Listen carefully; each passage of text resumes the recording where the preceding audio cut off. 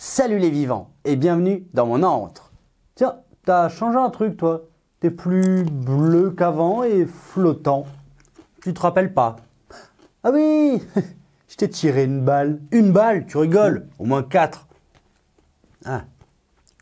Ah ouais.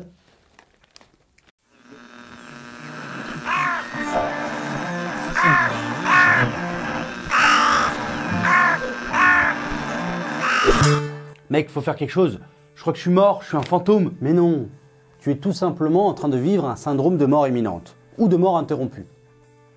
Je t'explique.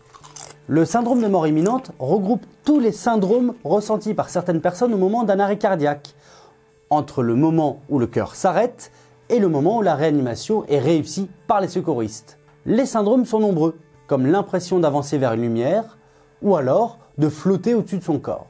Je vois bien, mais fais-moi sortir, c'est chiant ce truc. Il y a deux façons d'approcher le cas. Le premier est la religion, le christianisme par exemple, qui représente le fait de passer de vivant à mort par le passage devant Saint-Pierre, qui vous donnera l'autorisation de rentrer aux cieux. Salut, je peux rentrer, je connais du monde à l'intérieur.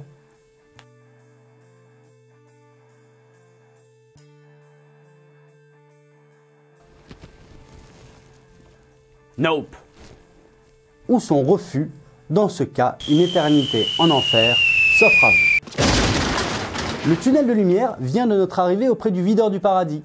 L'individu va s'élever vers ce lieu, mais rattrapé par la médecine moderne, il est réanimé. Et heureusement, car arrivé auprès de Saint-Pierre, et c'est trop tard. Game over. D'autres personnes vont parler d'une impression de se voir dans leur lit, comme lévitant au-dessus de leur corps.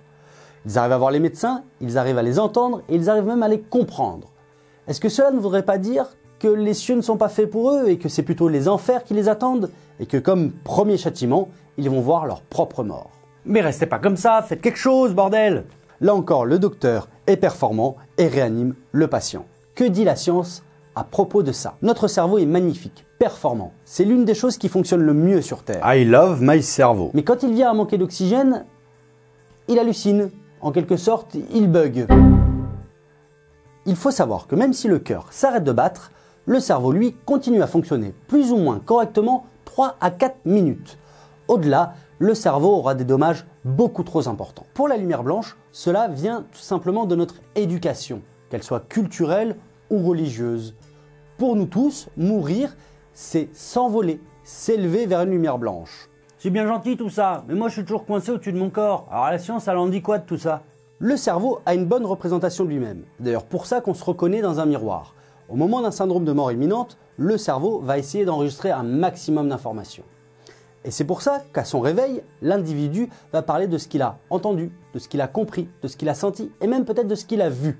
Mais déformé par l'hallucination et vu que le cerveau aime ce qui est logique, il va créer un raisonnement autour de tout ça.